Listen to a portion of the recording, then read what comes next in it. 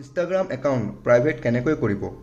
যদি আপোনালোকে Instagram account private কৰি থৈছে, তাৰপিছত আপোনালোকক যদি কোনোবাই ফ'ল' ৰিকুৱেষ্ট পঠিয়ায়, আপোনালোকে একচেপ্ট নকৰে ফ'ল' ৰিকুৱেষ্ট, তেতিয়াহ'লে আপোনাৰ ফটোজ ভিডিঅ'জ কোনো চাব নোৱাৰিব। যেতিয়ালৈকে আপুনি ফ'ল' ৰিকুৱেষ্ট একচেপ্ট নকৰে, আপোনাৰ ফটোজ ভিডিঅ' কোনো চাব নোৱাৰিব। আপোনাৰ নিজৰ ফলোৱাৰ্ছখিনিয়ে চাব পাৰিব খালি আপোনাৰ ফটোজ আৰু ভিডিঅ'জ, বেলেগ কোনো চাব নোৱাৰিব। খালি আপোনাৰ ডিপিখন দেখা পাব। তো ব'লক ভিডিঅ'টো ষ্টাৰ্ট কৰোঁ। ইনষ্টাগ্ৰাম একাউণ্ট প্ৰাইভেট কৰিবৰ কাৰণে আপোনালোকে প্ৰথম ইনষ্টাগ্ৰাম এপটো অ'পেন কৰি লওক। ইনষ্টাগ্ৰাম এপটো অ'পেন কৰি লোৱাৰ পাছত আপোনালোকে চাওক তলত ৰাইট ছাইডত প্ৰফাইল আইকনটো আছে, তাত ক্লিক কৰক। প্ৰফাইল আইকনটো ক্লিক কৰি লোৱাৰ পাছত আপোনালোকে চাওক ওপৰত ৰাইট ছাইডত 3 ডটৰ আইকন এটা আছে, 3 লাইনৰ আইকন, তাতে আপোনালোকে ক্লিক কৰক।